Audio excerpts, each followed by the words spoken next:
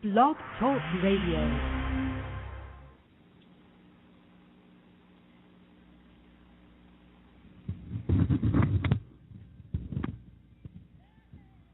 Hello, sisters. This is Real Sister coming at you tonight.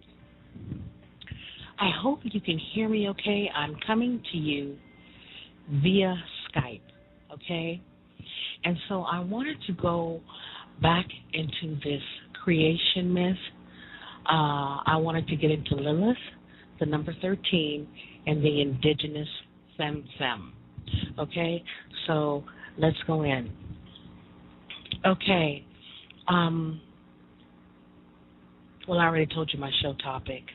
But I wanted to go into this number 13. The number 13 is connected, and it is a divine number, and it is the number of the sacred feminine, and it connects to a woman's or a goddess's intuitive, psychic side. And there are 13 moon calendars in a year. If you remember watching my previous show, I was talking about the snake and the dragon and how they coil and how it is indeed connected to the constellation of Ophiuchus, which indeed is the Great Mother. Now, in that constellation, you see Ophiuchus wrestling with the Great Mother. And if you watch my previous show, I put a picture up there on the show page.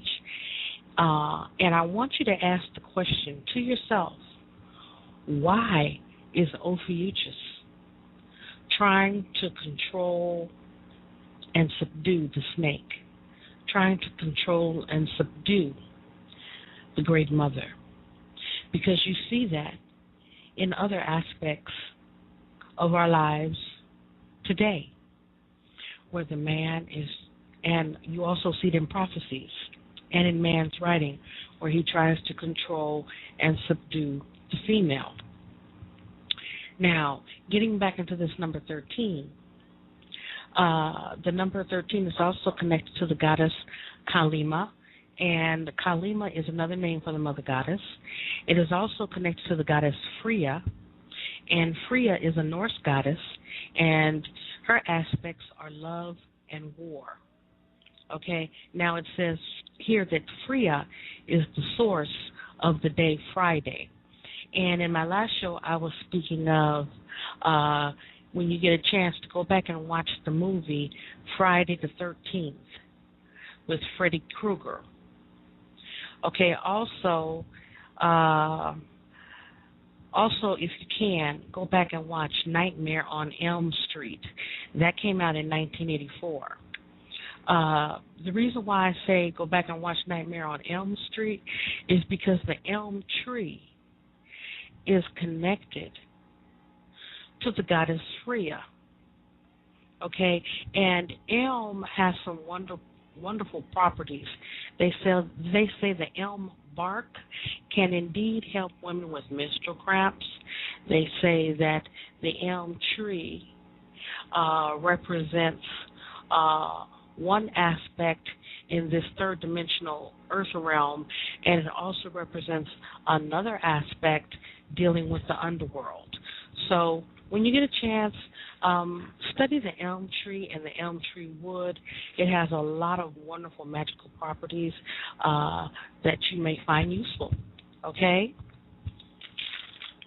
Now, I also wanted to read something to you concerning the tree of life, dealing with the divine feminine goddess, dealing with the female.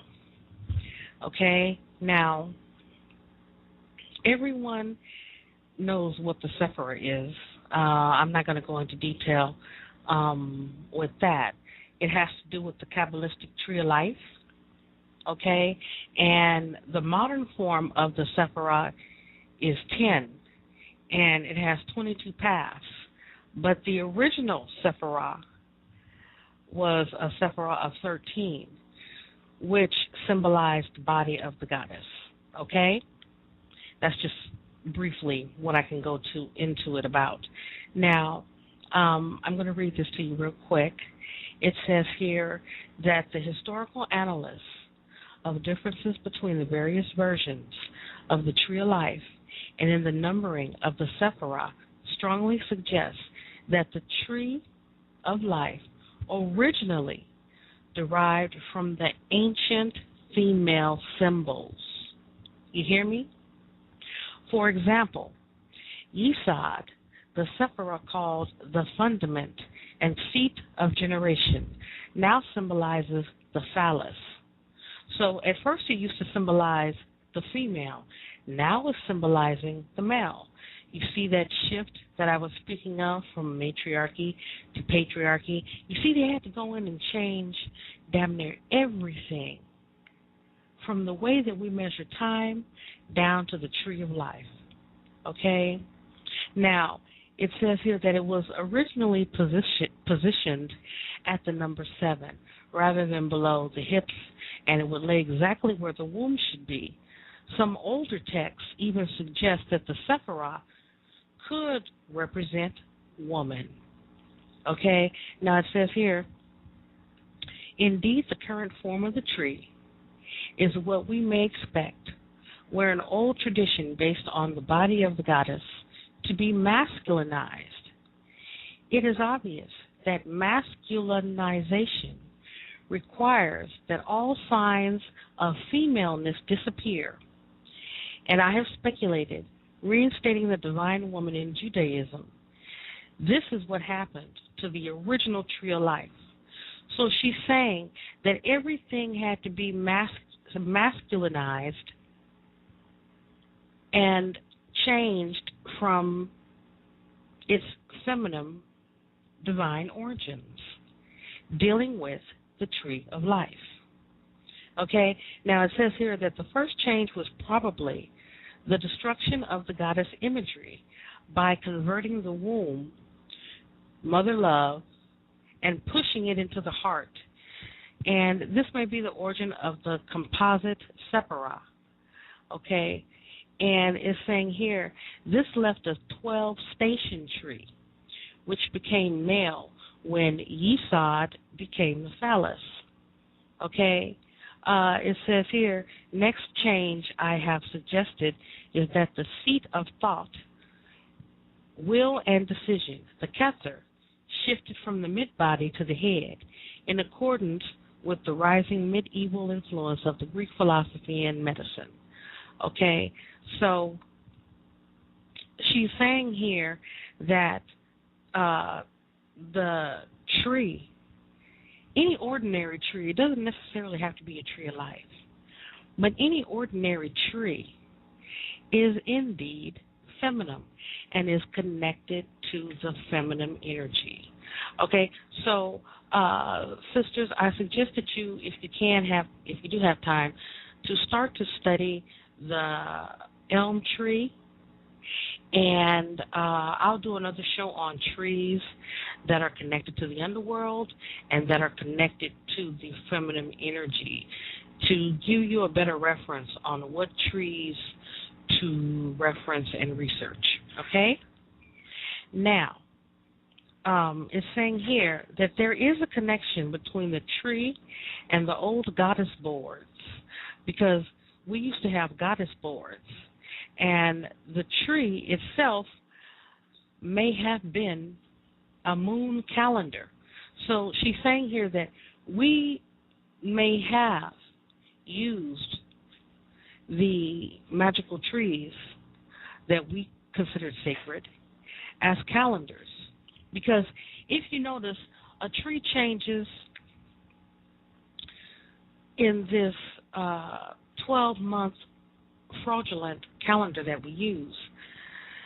They matched it up with seasons, and that a tree changes with the season. In the fall, the trees fall and regenerate themselves to produce new leaves in the spring. And a tree is constantly changing from month to month. It's preparing for the winter. In the wintertime, there's no leaves. It just stands still. And in the summer and in the spring, it blooms new leaves, blooms new flowers, and it's beautiful.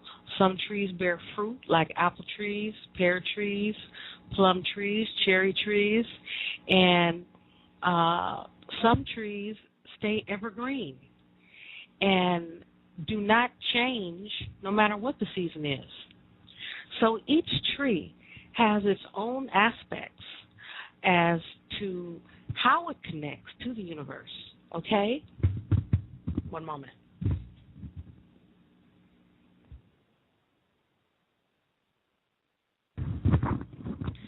So,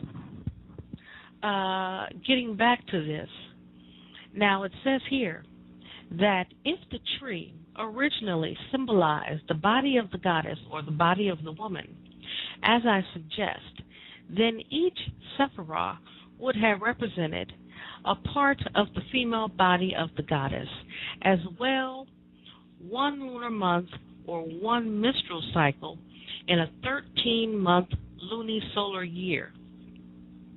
This would make the tree of life a symbolic calendar in the form of the body of the goddess. Now, this paragraph is key. She's saying that possibly and almost definitely that we used the tree of life as a symbolic calendar along with the moon in the form of the body of the goddess, okay, providing the moving image of the continually turning wheel of the year, forming a reforming of the goddess, okay, because every time you go through your menstrual cycle, you go through, what is it, 3 to 7 days of your period, and then it subsides, and then you go through 28 days of not being on your period, and then you start to ovulate, and you start the whole cycle again. And she is linking that to the lunar solar year, and she's also linking that to the tree of life, which she is also linking it to the female, because trees go through cycles as we females go through cycles. And that's why she's linking the two and trying to show you the comparison, all right? Now, it says here that the goddess is not only immanent in the matter of the universe, but also immanent in the process of the universe, the flow of time, the movements of the stars, the cycles of the solar system. And just as the tree may represent the goddess in the cyclical flow of time manifested in the cycles of the moon womb, it also represents the cycles of women's bodies. That is, the tree is a symbol of the female body, and the lunar cycles also expresses the connection between the cycles in women's bodies and those in the universe. Now, that is key. Our cycles reflect and coincide with the cycles of nature and the cycles in the universe. So that should give you a better understanding when you look at that constellation, Ophiuchus. You can understand why he is trying to subdue the snake, why he is trying to subdue the mother goddess dragon, to subdue the cycles, to control the way that we measure time, to control it, to subdue it, to manipulate it, to lie about it, to steal it, to take away its power. Do you understand what I'm saying? Now, let me go down here. She she's also saying here that the movement along the paths of the Sephirah, a journey through the body of the goddess. Okay? So she's saying this tree is indeed the goddess, and it is a journey through all of our aspects of our bodies, of us being goddesses. Now, she says here that this yearly station-by-station journey through her body continuously recreates her. So each time you go through a cycle, you are recreating yourself, sisters, just as the universe and the stars recreate themselves, and just as the trees recreate themselves when they go through their times of shedding leaves, and then they go through their times of bearing fruit. They go through their cycles as we do. And as they go through their cycles, they recreate themselves. And as the divine feminine, isn't that what you do? Is you recreate yourself when you give birth to a child? And that's what she's linking this to, and that's what she's lining it up with. Okay? Now, she says here, and it is a journey through our own bodies, recreating the goddess within us. The journey reconnects us to the universe around us, empowering, and affirming us. This is the ultimate in the idea of the feminine year. Okay, and then she goes into the change from matriarchy to patriarchy, using numerology from the number 13 to the number 12. And I just gave you some information on the number 13 and the goddesses that connect to the number 13, and the tree, the elm tree, that also connects to the number 13 as well. Now, if you watch that Freddy Krueger movie, he's basically taking revenge on the children because the parents messed him up and did him wrong. But they want you to fear the number 13, and they want you to fear the elm tree. And I feel that's why they came out with those movies, Nightmare on Elm Street, which is connected to the number 13, and Friday the 13th, which is connected to the goddess Freia. Because every year we seem to have a Friday the 13th, they demonize it, they make it bad, they make it spooky, scary, like bad things are going to happen, you're going to get bad luck, like an April Fool's Day or some shit like that. But it actually connects to a very powerful goddess, the goddess Freia. And if you notice, Free, F-R-E-Y-A, and then Friday, F-R-I, sound like they have the same first syllable. So there is indeed a connection there, all right?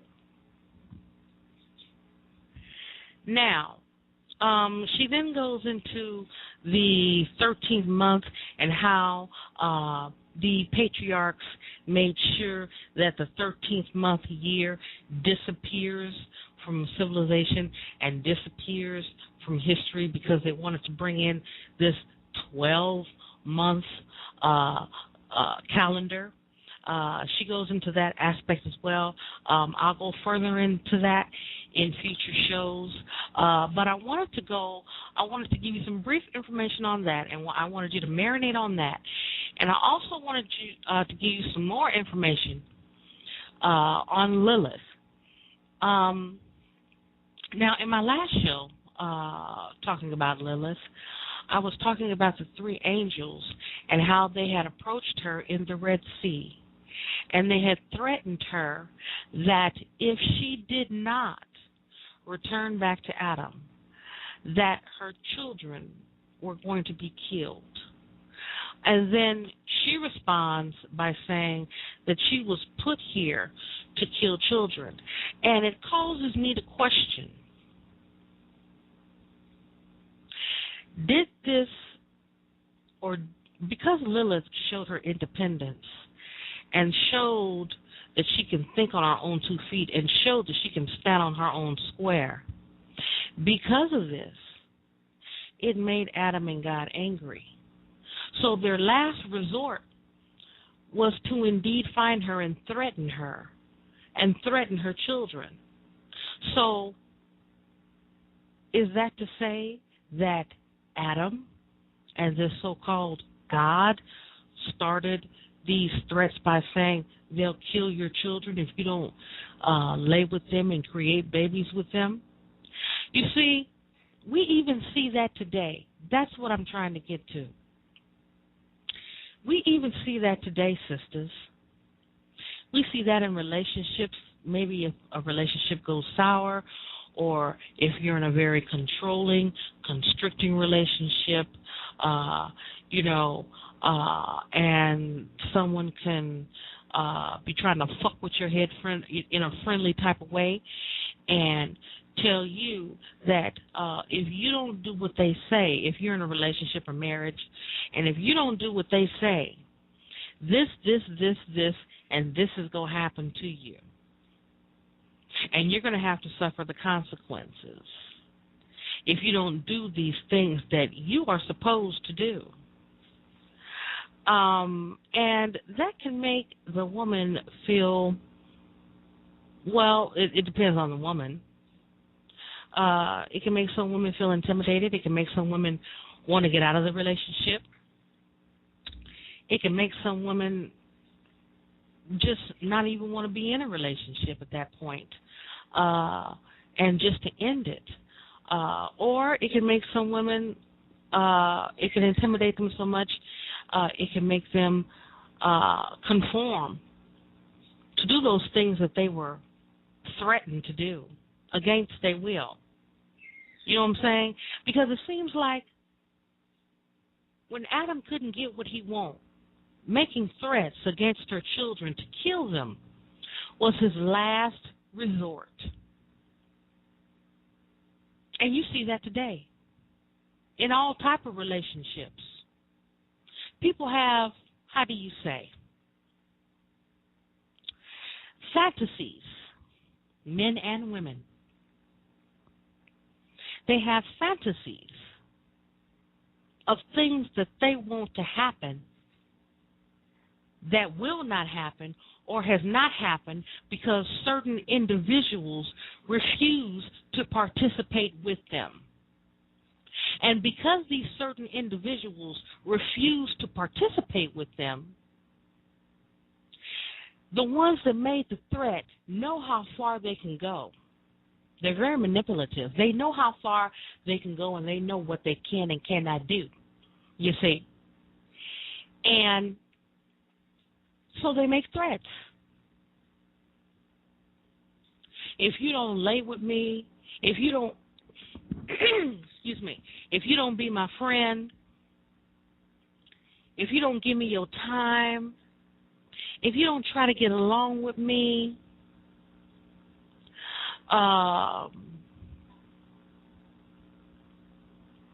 if you don't open up your legs to me, if you don't give me what I want, this, and this is going to happen to you. You do indeed have people out there like that, brothers and sisters. Okay?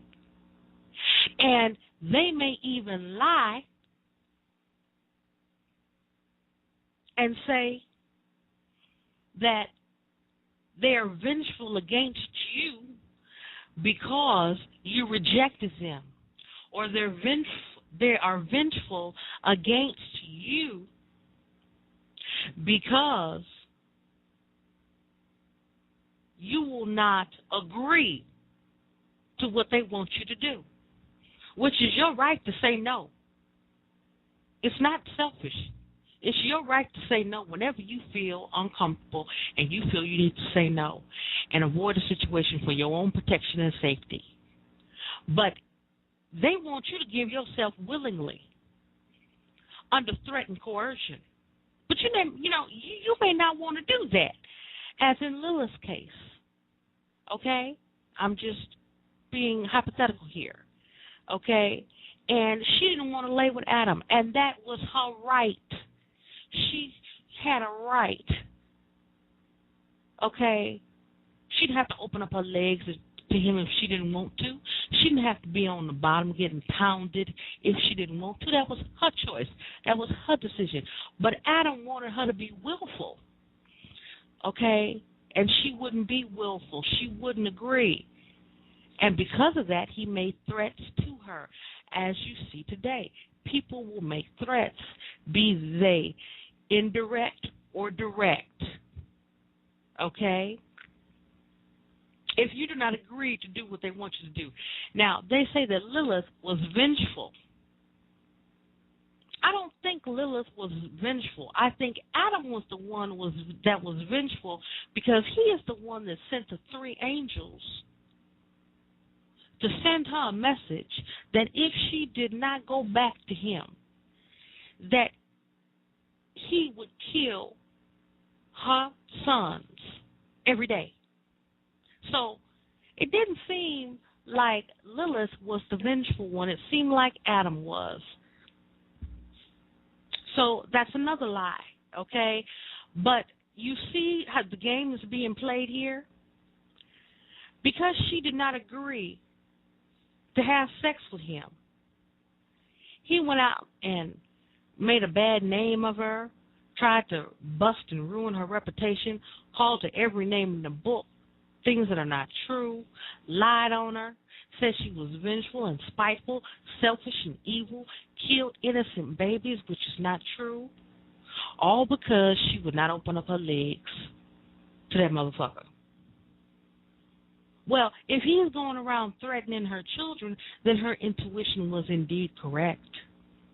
Maybe it was a good idea that she did not lay with him if that motherfucker going around talking shit like that, if he can't get his way. And you still see aspects of that today. You may see it in a friendly way. You may see it in a soft way. You may see it in an indirect way. But those things still carry on today, sisters. They truly do. I've seen it myself, you know. And, you know, you even have people that'll go into saying, well, I don't like what so-and-so said, so I'm going to take a venge out on so-and-so because I don't like what they said, okay? And so maybe Lilith didn't like what Adam said. He threatened her babies. He threatened her sons if she didn't go back to him. So maybe in order to stand on her square and fight Adam back and to protect her sons at the same time, she had to stand and speak her mind. We really don't know what she said. We really don't know what she said verbatim, word for word. But I'm trying to link that with today. You have some people that will take offense if you do not want to be with them. And they will take offense to it and plaster your name and call you every name in the book and lie on you because you do not want to be with them anymore. It could be a man, it could be a woman, who's to say? You know, and then they may try to say that you said something out of context. Well, there's 2 sides to every story because they talk shit too. Just like one side talks shit, the other side talks shit, okay? It's not just one-sided. It's double-sided. A coin has 2 sides, not one, okay? And then again, too, you have to be careful because sometimes people get vengeful and make up shit and then want to turn around and use that as a reason to try to have jurisdiction to punish somebody else for some bullshit that don't even make no goddamn sense in order to try to control them, as in Adam. He had to go and threaten Lilith, okay? In order, he was using that threat, hoping that she would agree in order so that he can control her. But why do you, okay, but if somebody is threatening your babies,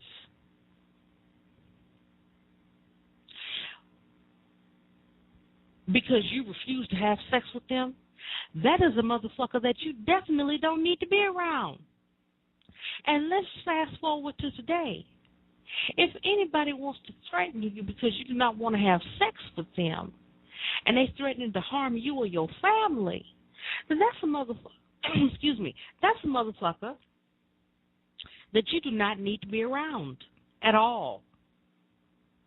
And if they try to say, well, you spoke your mind and stood on your square, which is your divine right, and they want to get back at you for that, you can see this motherfucker is not only confused, he is sick and demented, is what he is, or what she is. Okay? So we have to look at these aspects in a psychological way and try to fast forward them to today in our daily things that we go through in relationships and so on and so forth. Okay? Now, you know, Adam demonized her, called her every name in the book, called her a hag, a night howler, a monster, a screeching owl. He called her a snake. He called her a dragon. But as I said to you, this tree that I was just reading to you about represents the female. So can we say that the tree that was in the Garden of Eden,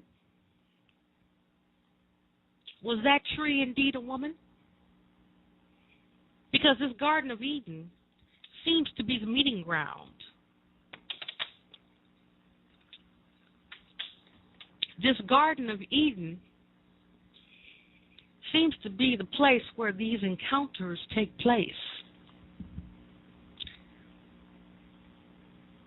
And so you can probably say that this tree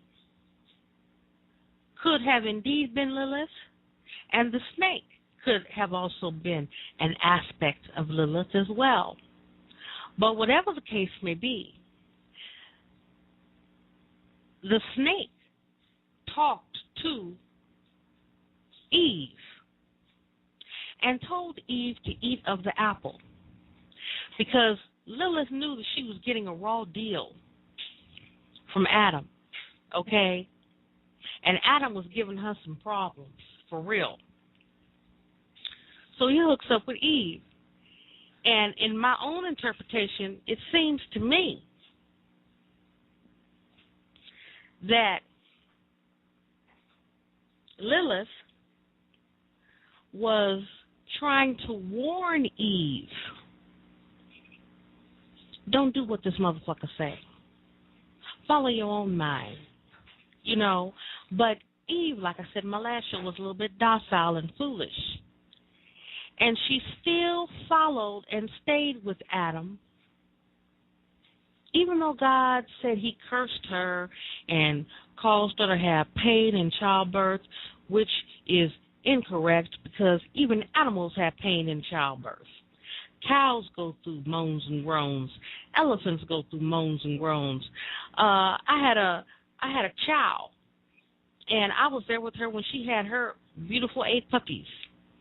You know, and I got rid of them. I gave them away because, you know, they weren't full-blooded. But anyway, she went through pain. Okay? So how you gonna curse a woman and say she's go through pain of childbirth? Why would you curse her having pain in childbirth when she's giving birth to men? That makes no sense.